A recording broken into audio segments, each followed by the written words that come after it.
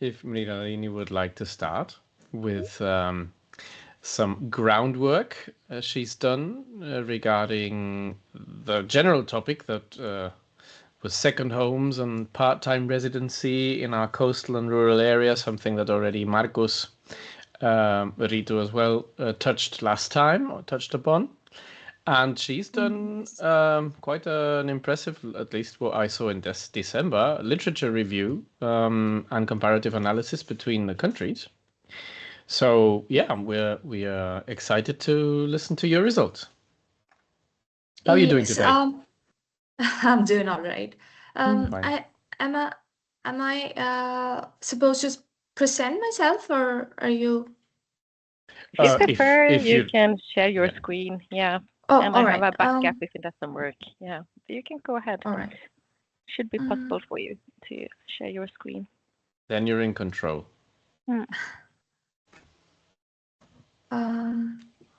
Does that show? Does that work? Once you put it in full screen, yeah, it'll be fine. Okay. Let's see what happens. All right. Yeah, looks good. Thanks. Okay. Amazing. All right. So for this internship, what I did was basically a literature review about second-home housing in the North Sea region. So I kind of looked at all the 4 countries and did a comparative analysis. So my task originally was to look at articles from the last 5 to 8 years that talks about second home housing within the North Sea region, make a comparative analysis, kind of see if there are any similarities or if there are any differences, and then kind of list them out. So, I mean, a lot of the literature felt very similar because they talked about the same issues. So at one point, it was really hard to differentiate between which articles talked about what, because it all seems so like kind of the same, even if there was a difference by country. But yes, I looked at about 45 articles, but then I kind of brought it down to 40 articles because those were the relevant ones. But then again, it was not all the 40 articles was not just within the North Sea region. There was a lot of second home housing in general. That was also one of the problems that I faced because even though there was a lot of second home housing literature in Europe, for these 4 countries, it was harder to find. But Sweden, when it comes to Sweden, there were about 7 or 8 articles that were published in the last 5 years. So for Sweden, it was easier for me to do. But for Germany, there were like 2 articles that I could read about second home housing from the last 5 years. So that kind of did make the comparative analysis kind of hard to do. There was a lot of literature for Sweden and also France.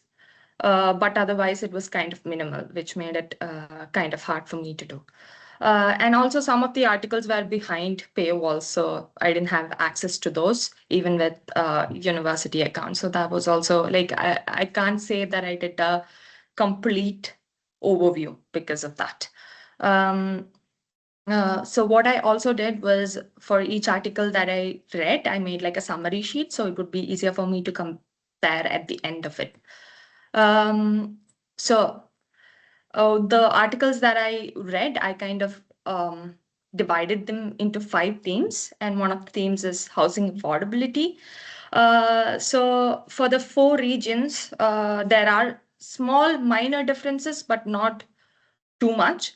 For example, in France, even though there is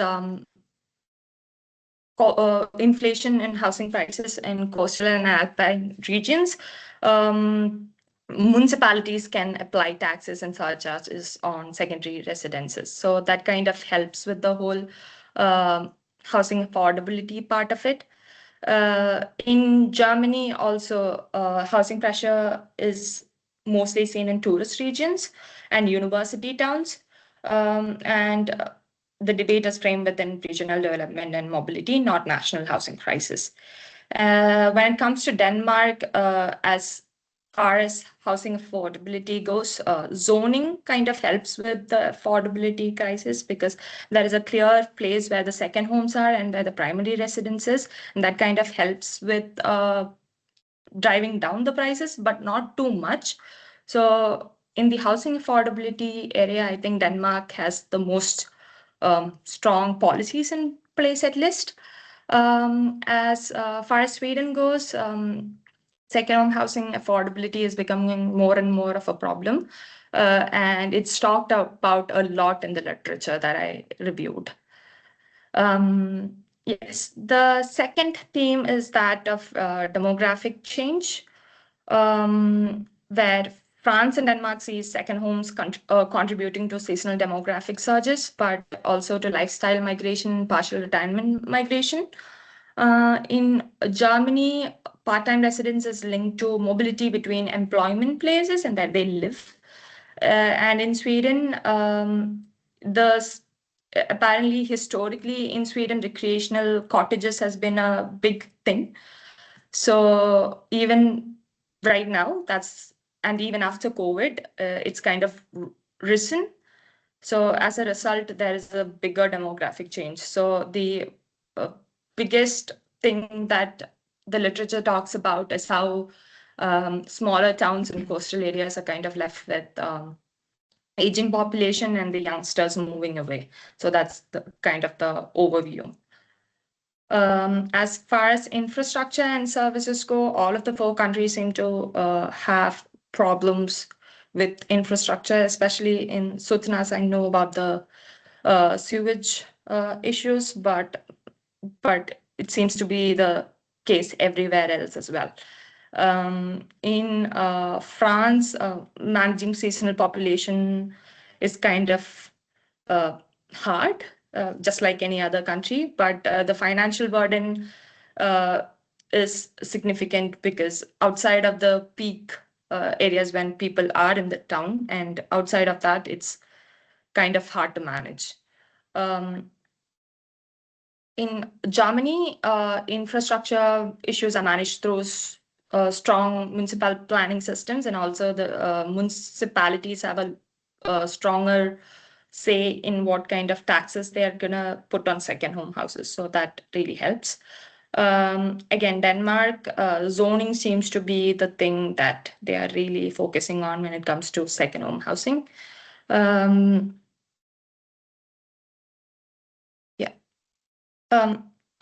But occupancy increases and use becomes more year-round. Infrastructure originally designed for seasonal use faces strain.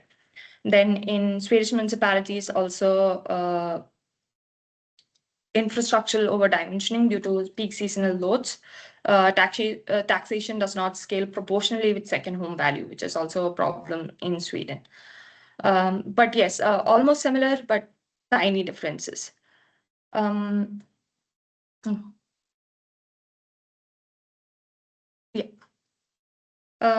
Fiscal impacts and tools that the countries uses, that's where I saw the biggest difference when it comes to second home housing. In France, there is a strong property-based taxation which applies even if the owner is not a permanent resident.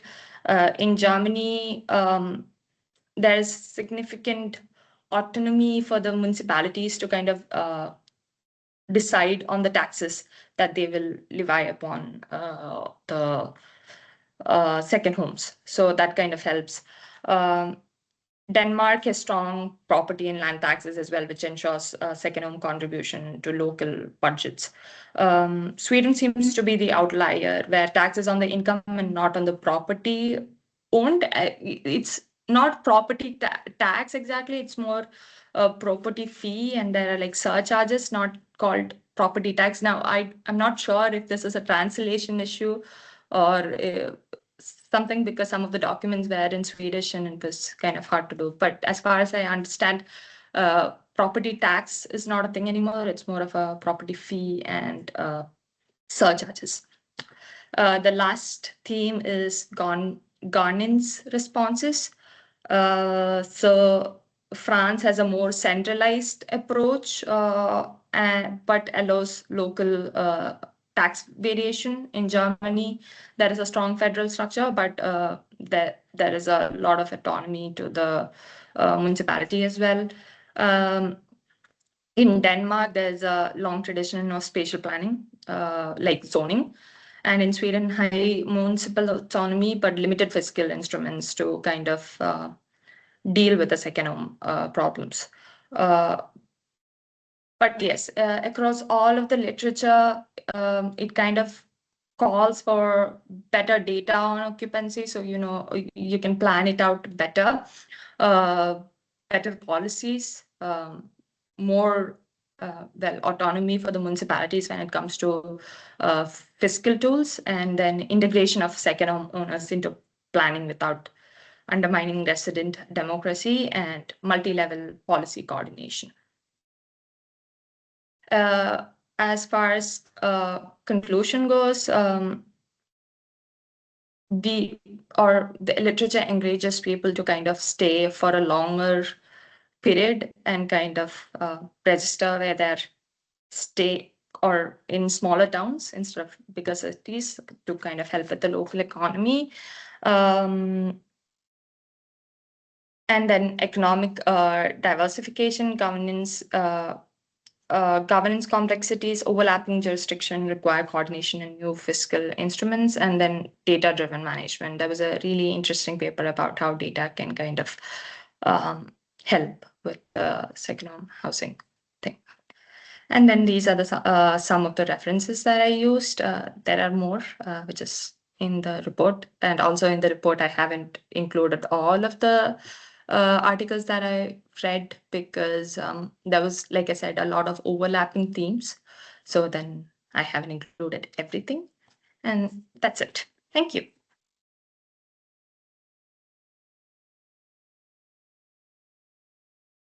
Fabulous. Thanks a lot for sharing your results with us and the process as well.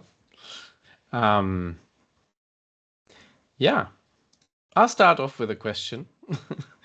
Well, it seems to be that Europe-wide, we have quite a housing crisis. In the EU, I read the housing costs, which is something like putting together the different costs that different people have. Some rent, some pay a mortgage, etc. And that amounts to an average percentage of increase. So in the last 10 years, housing costs have increased on average 50 and something percent. So half of what it costs more than 10 years ago. There are some countries where this hasn't changed a lot, like Finland, or there's countries where it's crazy, like 120% in Portugal, Bulgaria, going to 160% in housing. I was wondering, did you find, as this seems to be an international or at least European topic, did you find many comparative articles? Like just what you did, like Yes, scientists looking at more than one country at the same time in recent times, or is this a bit of an opportunity for scientific publishing? I haven't looked at a lot of articles outside of Europe, but I did read a couple from Africa and one from South Africa. In South Africa, they did say there was a huge housing crisis. So, and also from what I know from where I come from, there is a housing crisis for sure, but it's a different kind of issue there. I mean, people do not own recreational houses. It's not about second home housing anymore in like Asian countries, I would say, or at least South Asian countries. It's not about recreational houses. It's just the population explosion and then infrastructure not being able to keep up with it. In South Africa, also there seems to be some problems in some coastal areas where there is similar problems like in Europe, but also in the cities, it seems to be more of a infrastructure not keeping up with the population kind of a problem. I haven't looked at the US or like North America or any of those. But yes, in Europe, it seems to be like I said, even with the literature that I read, after a point, all of the themes seem to overlap because it seemed to be discussing the same problems over and over again. But yes, that's what I think it is. No, thank you. Thank you. No, you made the right point. I mean, I was talking about the general housing crisis and that being an excuse to find comparative articles. But you're right. You were looking at a specific area in housing that can contribute to this housing crisis. Right. That is second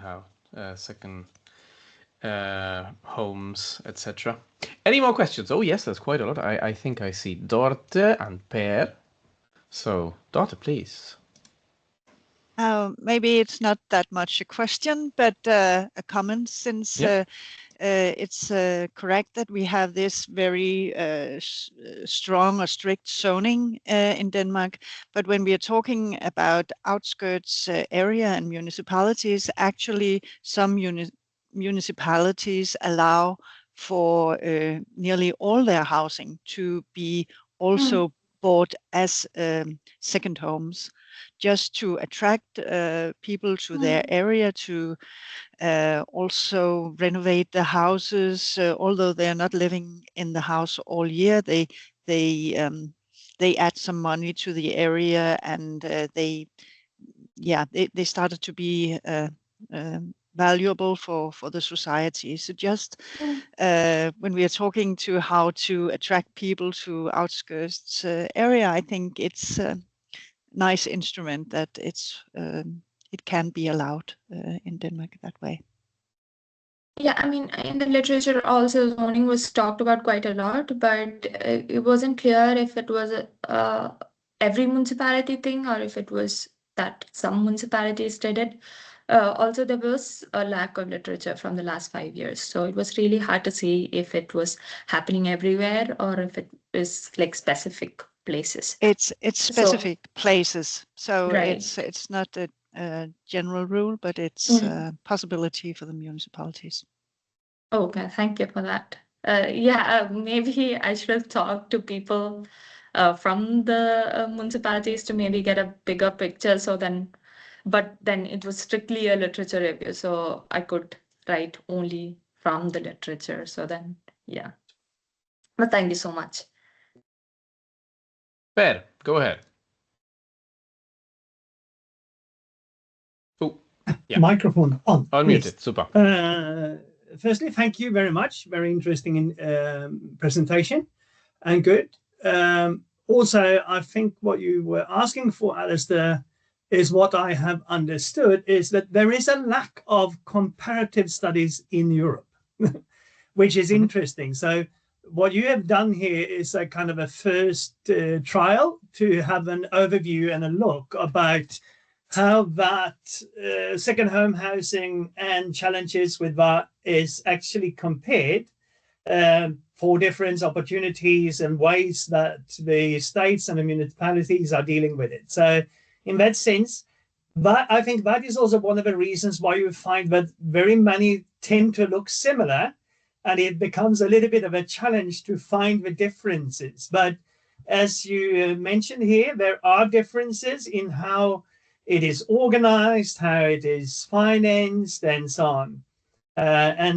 Also, you're actually totally correct. There was a property tax in Sweden until 2008, and thereafter there is a property tax, but now it's called a municipal property fee, if you direct translate it. But that also meant that they reduced, or rather they capped the cost, which was necessary. But it's still a challenge for some of the municipalities who are tourist oriented. So that's how it looks. Thank you. Thank you so much. Thanks a lot. Any other questions for Marina Lini?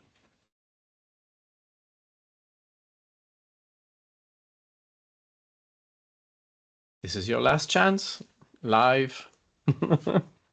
No, you can obviously always send her an email, but make the most of it. Oh, we have two. We have Emma and we have Louisa. Come on, let's go.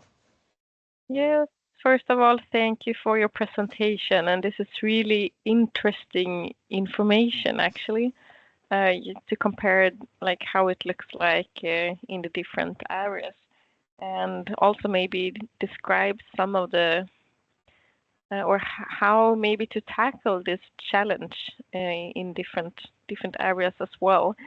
So yeah, it really gave me a lot of reflections to think about. But I don't have any specific question, but I'm looking forward to look into your report as well. And thank you. Thank you so much. I thought you were going to pick on the surprise classic question. surprise question Yeah, from surprise. Emma. Oh, we can go for that. Was it something that surprised you? I mean, okay, in India, I have never even heard about a second home housing crisis, because there is like the concept of recreational houses is a very extreme upper class thing, so it's not a bigger issue. But then, I started looking at articles in Europe, and it seems to be a much bigger of an issue, and that kind of really surprised me, how like in one country there is a problem with having infrastructure itself, and then in one country there is a lot of infrastructure, but then it brings problem where kind of people buy it up and no one kind of utilizes it for a larger amount of time or period. So that was kind of surprising. But like within the articles that I read for Europe, it's just I thought because they are different countries, there'd be like different problems, but in the end, most of the problems seemed similar. So then that was kind of surprising, I guess. Thank you Super. for sharing. And our last question from Louise.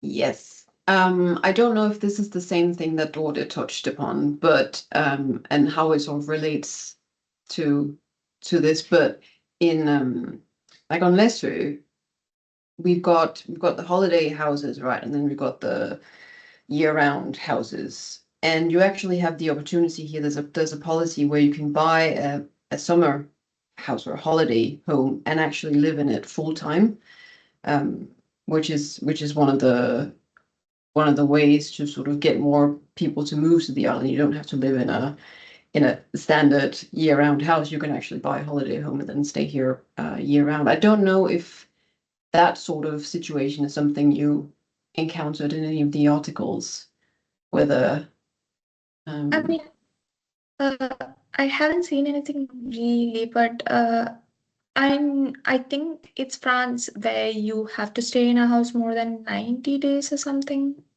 something like that. But I didn't see if there was like an amount of time that you're allowed to stay in. Like I haven't seen anything like that in the articles, not at least in the last 5 years.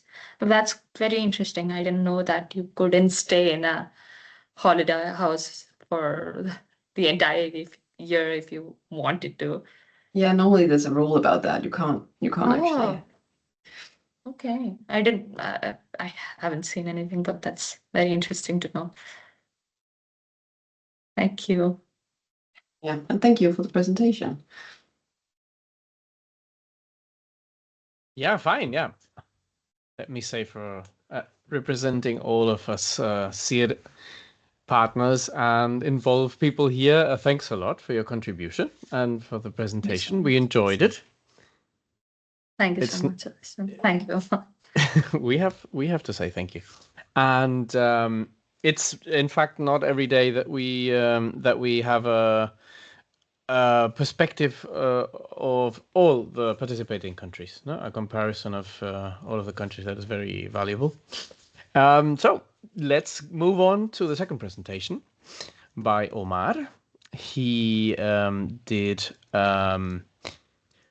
socioeconomic analysis of both municipalities. Is that correct? Of Lysekil and Sotanes? Yes, it's correct.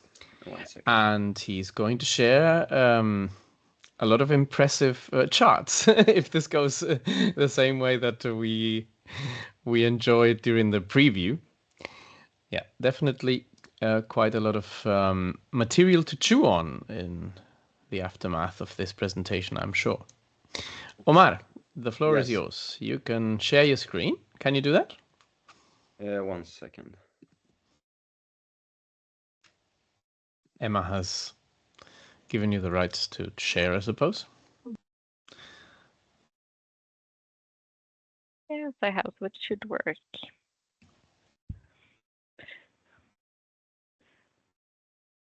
Maybe he pressed the wrong button because now he left the meeting. So let's see. I know that But one. meanwhile, Merliani, maybe you could stop sharing your screen while we're meeting. Yeah.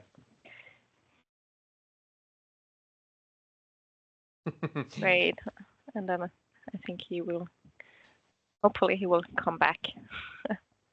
Put your hands up if you also already left a meeting wanting to share your screen on Teams.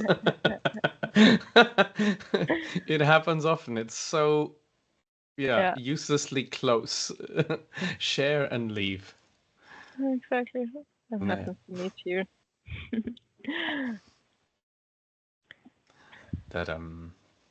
The one reflection also I had after your presentation now, Merliani, is about, like all municipalities in Sweden, basically all of them, they just want more people to move into the area. That's like the main goal for all municipalities. And if you think about it in a sustainable way, like all municipalities put a lot of resources just to be each other's for competition, what is it, to take people from each other, kind of. And that's also based on the exactly. And that's also basically based then on the tax situation we have, when it's more based on people living there, maybe instead of like housing or houses based, or you can do it in different kind of ways. So it's really interesting. But now he's back. Great. Good, Omar. Omar, we were joking. A majority of participants in the room have already suffered the same situation. Clicking on leaving instead of sharing. Microsoft. It is, I'm going to repeat this once again. How can it be that Mr. Gates became so rich with this software solutions? It's incredible. Omar, please, the floor is yours. Can you see my document? Yes, we see it in full screen. We see your presentation. All fine. Yes. I will present the most important of the final internship report, which the focus will be on the situation in Sutines and a little bit of Lysekil today.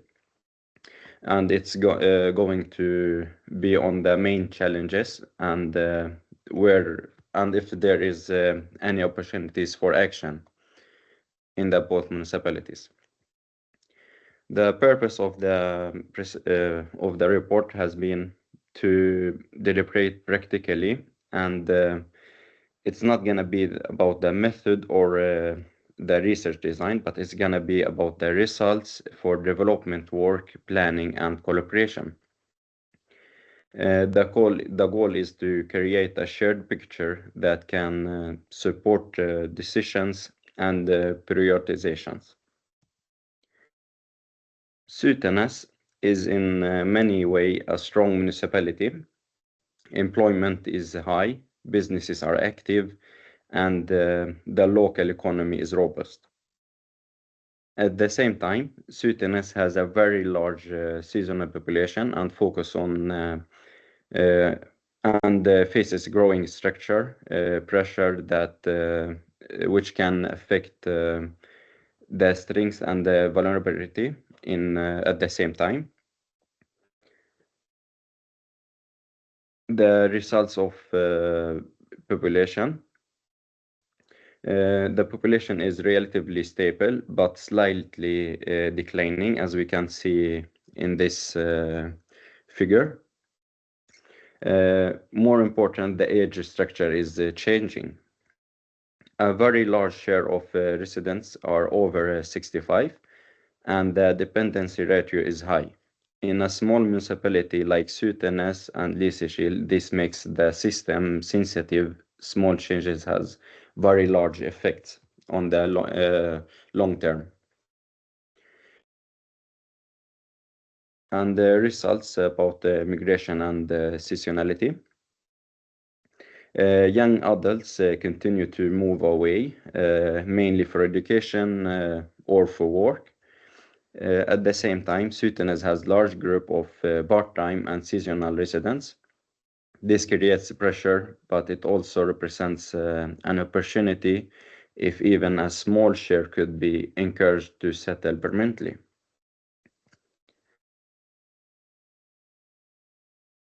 The housing market is a key bottleneck, which means that housing consists of owner-occupied houses, while rental and flexibility options are limited. This makes it difficult for young people to move into the small municipalities like Sutenes or Lysekil. And it makes it also difficult for families to move there to find a work or actually to live in the municipalities. Results about second homes and prices. Second homes plays a very large role in Sutenes and Lysekil. Housing prices have increased rapidly, especially in attractive coastal areas. This benefits property owners, but creates high entry barriers for people who want to live and work in the municipalities permanently.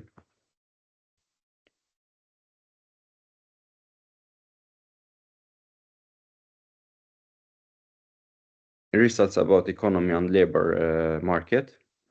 The labor market looks strong today with high employment and low unemployment. But the workforce is aging. Many experienced workers will retire in the coming years, which creates a real risk of recruitment problems. And it makes it difficult to get young people to move into these municipalities for work.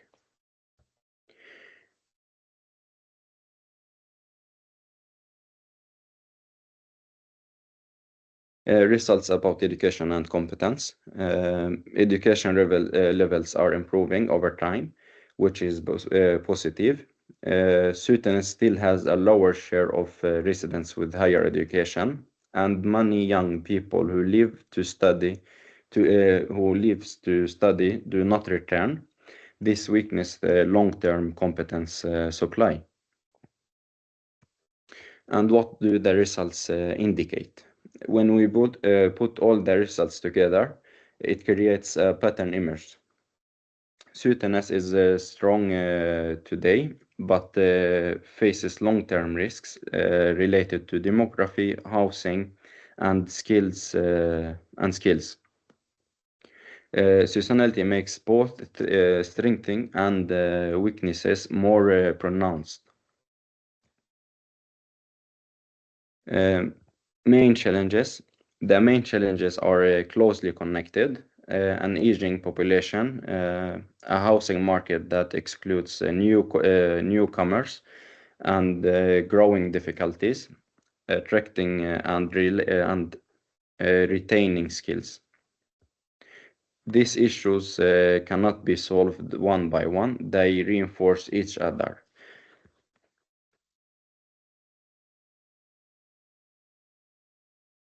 At the same time, there are clear opportunities. Sutenes can build on its strong business space, use part-time residents more strategically, strengthen links between education and work, and further develop multi-helix collaboration.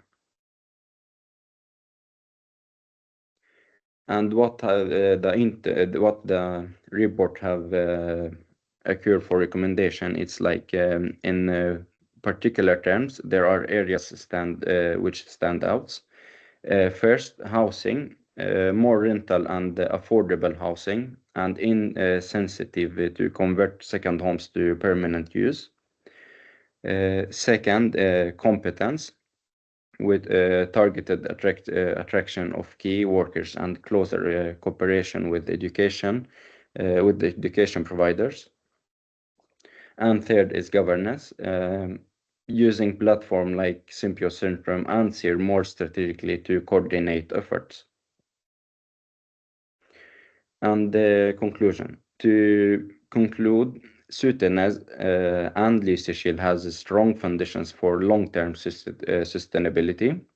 The main challenge is not the lack of initiatives, but coordination, aligning population development, housing, labor market needs, and sustainability goals with a clear prioritize and collaboration. Today's challenges can become long-term resilience.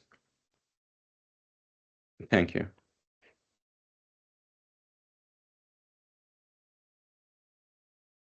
Thanks a lot, Omar. It could be the case that someone asks a question that relates to one of the charts or slides, then you can share it again. But don't just leave it like that for the moment. No stress. I was just warning you so you're not caught in stress later. Thanks a lot. I'll make use of my facilitator first choice and ask a question. Yeah, I mean, you've had quite a deep look into this data, and when you propose to do an integrated strategy, I'm going to challenge you a little bit. What three areas of fields of work, fields of action, would you consider the most relevant to put into that integrated strategy? What would you choose and say, okay, it's the employment age competencies area or something different? What would you choose to put into that integrated strategy? You mean like working areas that could be used for productive or productive? What needs strategy would be the question. Yeah.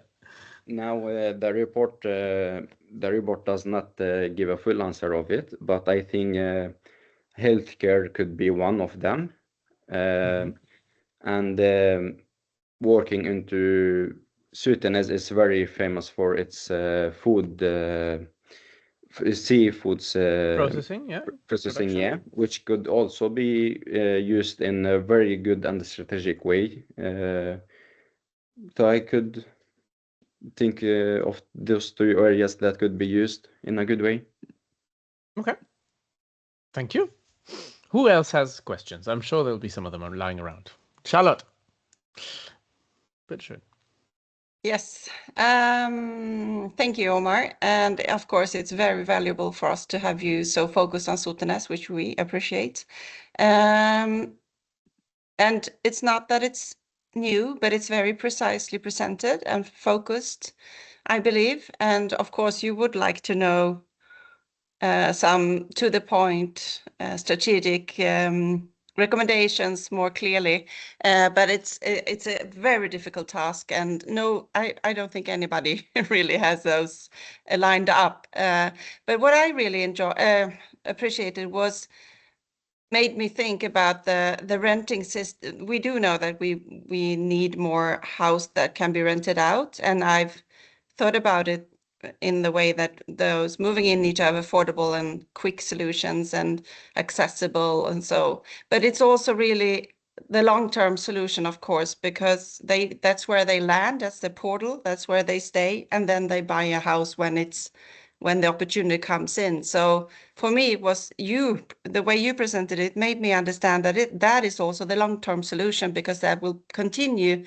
to have people move in and then move out to the houses within the region. So I just wanted to point out that the way you presented it made me think in new lines that I haven't really done before, and a lot of other interesting points as well. But I will leave the floor to someone else. Charlotte. Per seems to be the next one on the list. Oh, okay. Thank you. Thanks for a good presentation, Omar. Excellent. You raised something which is very interesting. It's not part of your report as such, but that is, I come back to what you asked about, Alistair, what is an integrated strategy? I was just thinking for myself, same as Charlotte, thinking, okay, but these municipalities like Sotenäs and Lysekil are actually rather small. I don't know how much they collaborate, for example, when it comes to municipal housing associations. How do they structure commuting possibilities between the municipalities? How do they think about a local labor market and creating a platform that is including both commuting, rental housing, apartments, ideas like that? I have no idea if the municipalities are actually thinking strategically about collaboration in those areas, but since they are facing similar challenges, maybe they should think of collaborating in some of these areas strategically and not think about the municipality in isolation, but think about the entire peninsula where they both exist, more or less. So that's just an idea that pops up, which is interesting when you present it. Thank you. Thank you.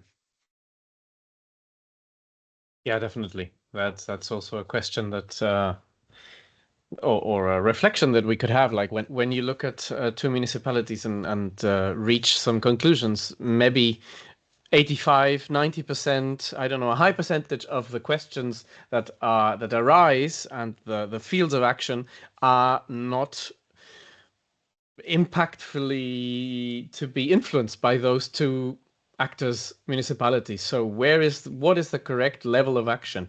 Where can you really make decisions and act to change those? To tackle those challenges, let's say. Arne, you're the next one. Yeah, right.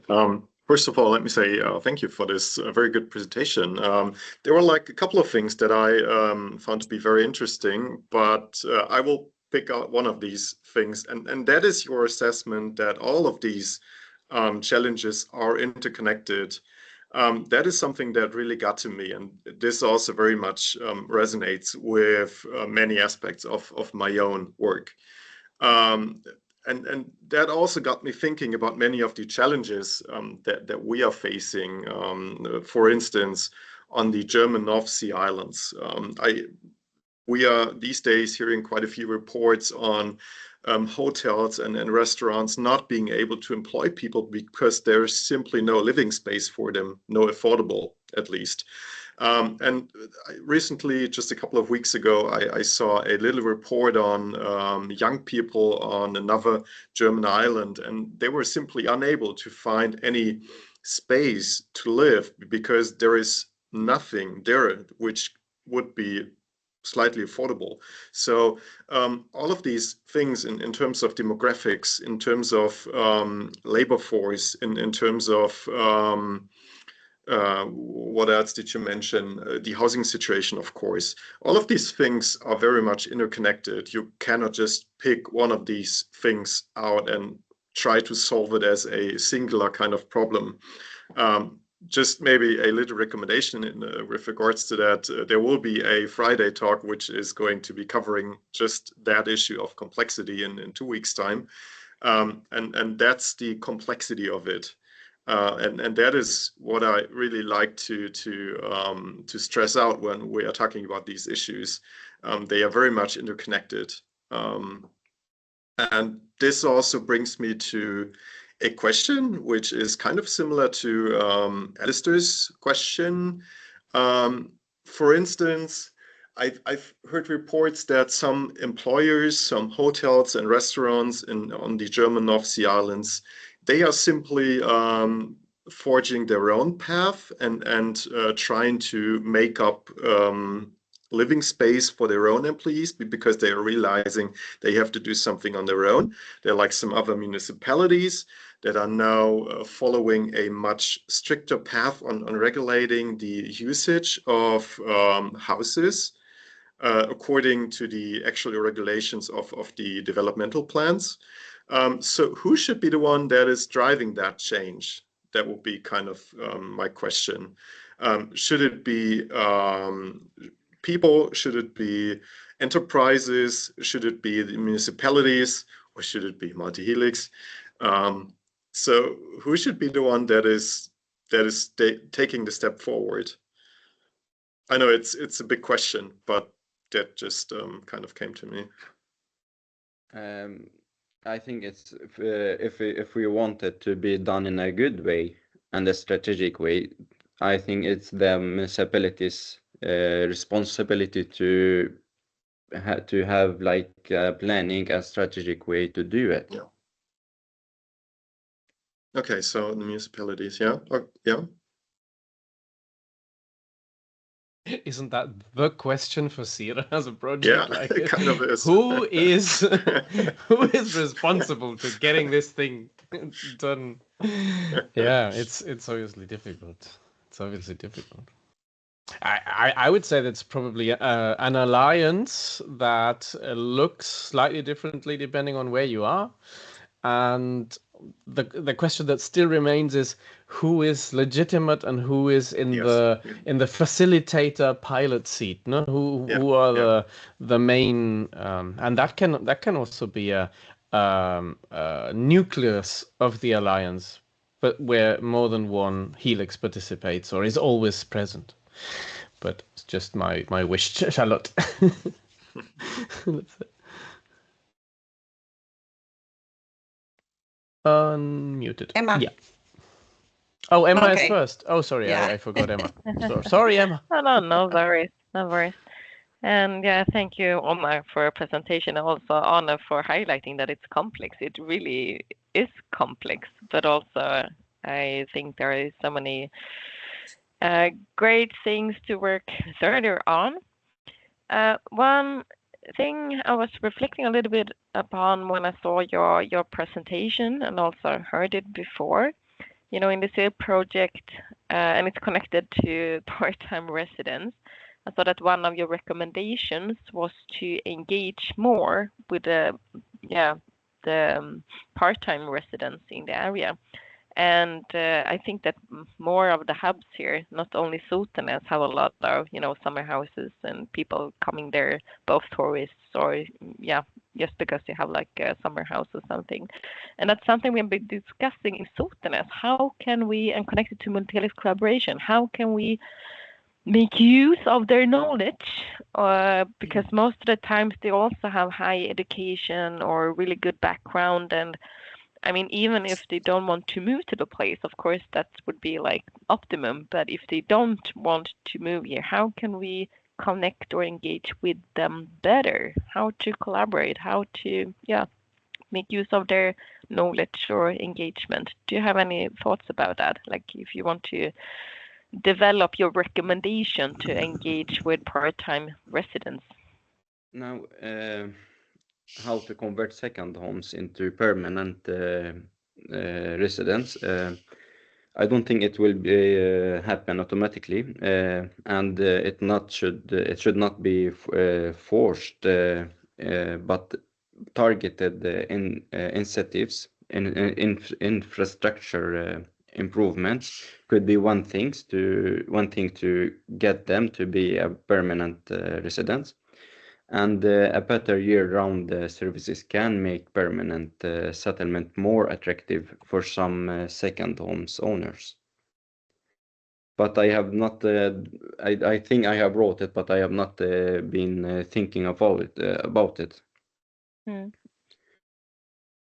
But if it's not about the people that would like to move to the place, let's say if they already decided that they would like to still live in urban areas, could it, like, how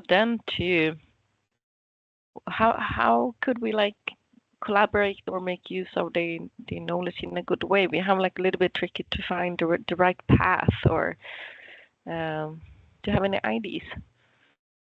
It's good with some new perspectives on the topic. Yeah.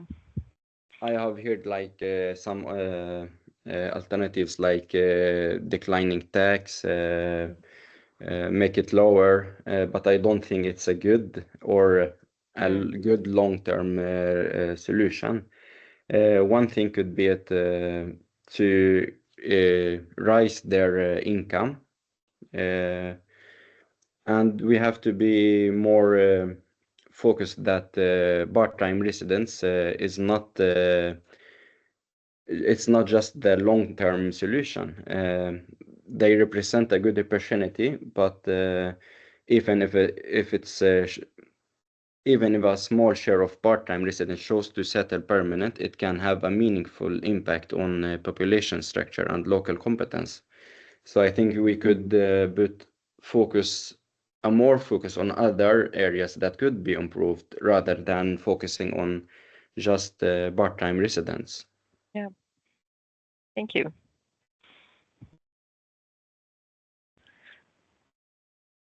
Okay. Yes. No,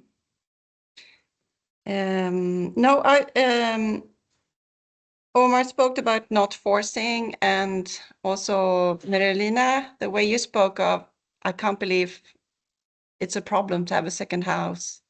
How can, the relation between the European view context and other parts of the world, but also then going from what can we do to drive the change, also looking at what has driven the situation we are now. So the drive forces behind how this is happening, because that is also what Arne is talking about, which I think is very interesting, not to think about that we have to fight towards urbanization, but how can we bridge to the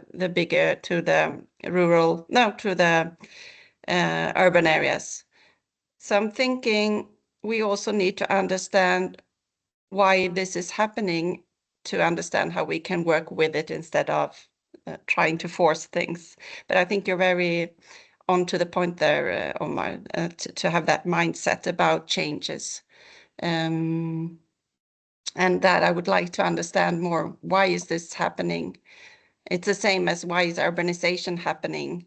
And that you can understand how can we make an offer that's interesting for the ones that have the option. Okay. So Charlotte, if you're finished, then now Teresia. Yes, thank you for a really interesting report. And the comment on that Lysekil and Sotenäs are very similar. We are. And I think that we collaborate quite well in some areas, and some of the topics that you mentioned, Per, is something that we need to be better at collaborating with. So my question is for you, if you found any big differences between Sotenäs and Lysekil? Were there some areas where we really separated us? Sotenäs had very high educational employment, and I think Lysekil had better young workers in its municipality. So I think these two areas is the differences between the two municipalities.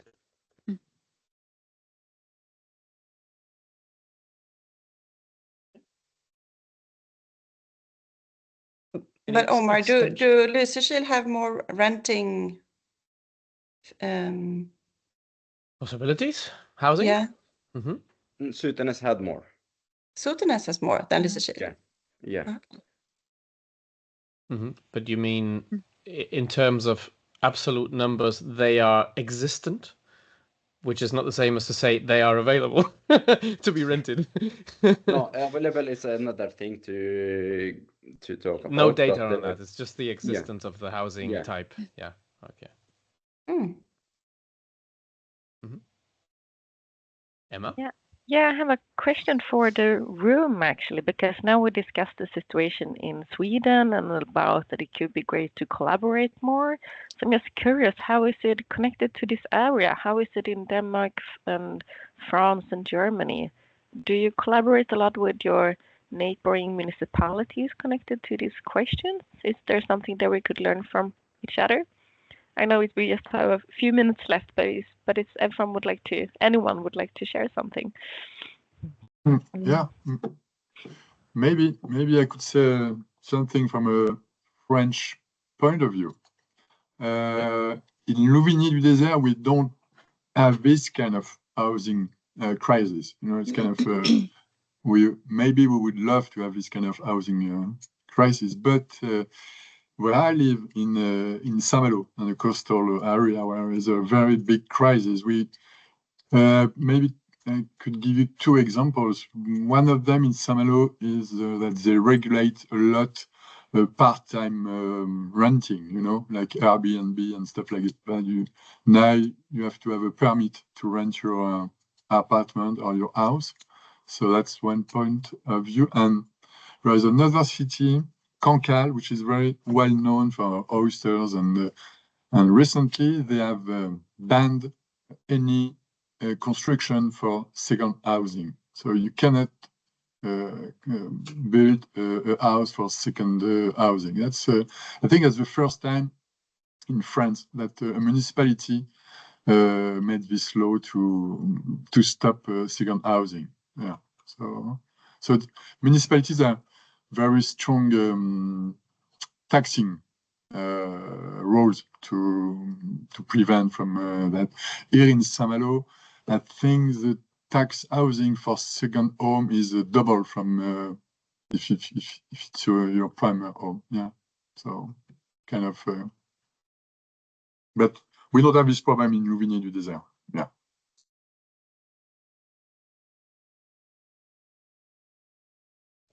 Michael. Yeah.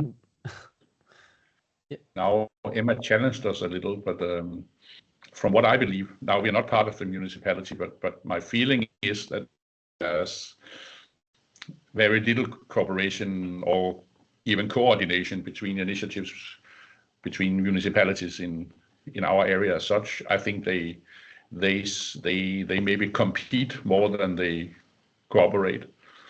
And also, if we look at the local situation here in Skagen, I think we rarely experience that some of these challenges are even met by our own municipality. They don't see the problem as such. I think they know the issues with aging population, and especially when it comes to competences and recruitment for our industry. Then they know the problem is there, but they don't see a big issue because they are very happy that house prices are high and there's a lot of tourists and high-profile people who wants to be here and stay here. So here we have a little more this similar situation as Arne indicated from the northern German islands there, where it's a little Klondike if you look at houses, because you are not able to run a restaurant or a hotel or even an industry in the maritime business if you're not able to provide housing for your workers. So the problem with having options, rental options, or even cheaper housing or even work migrants who maybe wants to have their own house, it's almost impossible, because if a house is put up for sale, if it's not bought as a holiday house, it will be bought by some of the industries or the restaurants and used for their staff, and everything drives up prices. So it's just building on the well-known issues of having available housing for new residents.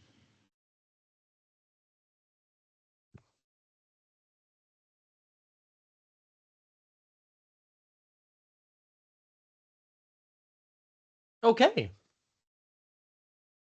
Well, any more contributions to the discussion? Well, I don't want to take everyone's time because we're technically done with the meeting. But we have a lot of the Don't same worry. issues at Læsø, obviously. Mm. As Arne mentioned, it is a sort of a chicken and egg situation with us. If like we want to get workers, but we don't have any houses for them to stay in, and then we put up houses, but then we need workers for them to stay in. So it's sort of, where do you even start? And it's a risk, regardless of where you start. And then there's, to my knowledge, not much collaboration between Frederikshavn municipality and Læsø municipality. I think the municipality in Læsø is very, like, we really want to maintain this municipality. There's been discussions about whether Læsø should be part of Frederikshavn municipality several times.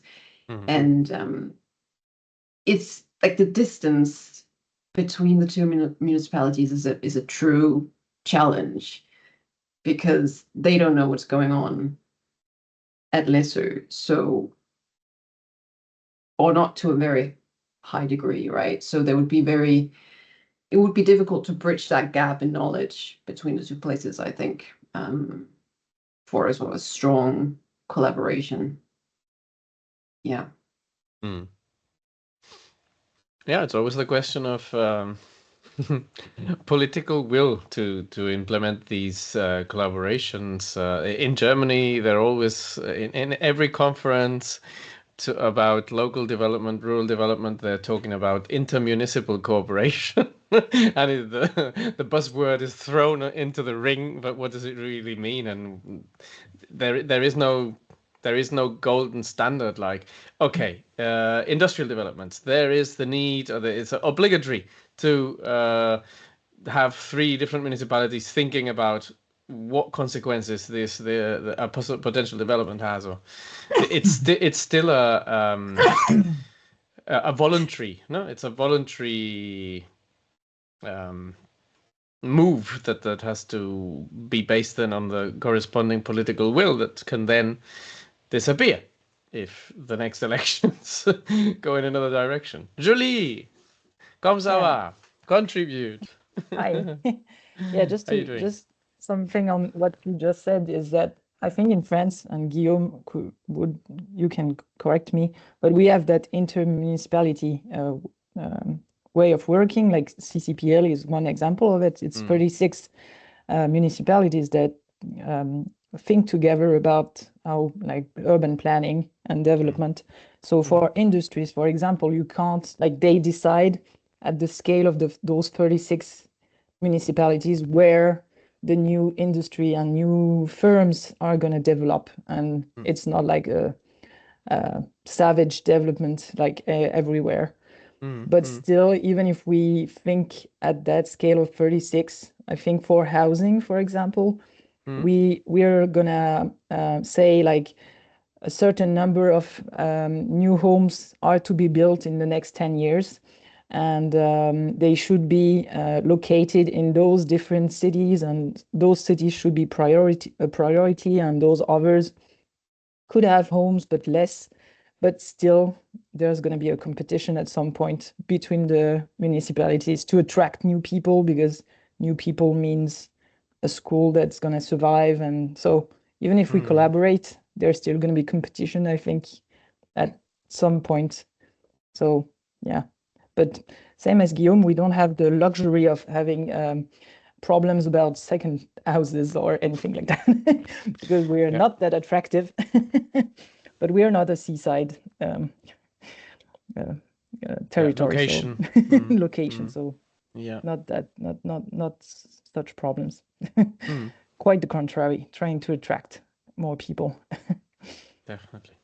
Yeah, I think the one of the key results of this meeting is that you need a capable mezzo level that is capable of really steering the situation, or obliging municipalities below the mezzo level to somehow collaborate and coordinate. If not, I don't think there is much to do. Or let's say how do you say in English? Wirkungsgrad. Arne, hilf mir. That's a tough one. It's not the level impact, of influence. yeah. No. something like that. Yeah. How much you get out of your input? Yeah, how much? I'm leaning. Yeah, I'm leaning to. Sorry. Yeah. Okay. Effectiveness. Yeah. Yeah. No, I was just thinking that the thing I'm leaning at now is there's no other choice than we just have to by law that you're not allowed to have a second house by this ocean only in the countryside. Okay. I'm not serious, but you know, if you look at the situation, big ones, so it's a luxury problem. We want to have a house, but the house really needs to be used for something else. Because I went back to when was this not a problem? It's when we didn't have these vacation houses, and then if they wouldn't be vacation houses, other problems would arise. I'm aware of that, but you know, trying to just simplify. Second house at the seaside is not something the world can afford right now. Good point. You have to live the year round. As you say that will also bring up some discussions from those providing and building those homes. Anyhow, yeah, we are overdue. We've been discussing a little longer, which is a good sign. Everyone's starting to say goodbye and heading for the next meeting. I can only say thanks a lot to our two presenters, students that shared their results today with us. I enjoyed it a lot. I think the rest of the participants did as well. And last remark to Omar, please print a copy and bring it by to all of the planners in both municipalities with the help of our partners. And have a nice Friday and weekend. See you next week or in the coming weeks. Thanks for being there. See you soon. See you soon. Bye-bye. Bye. Thanks a lot to Uni West.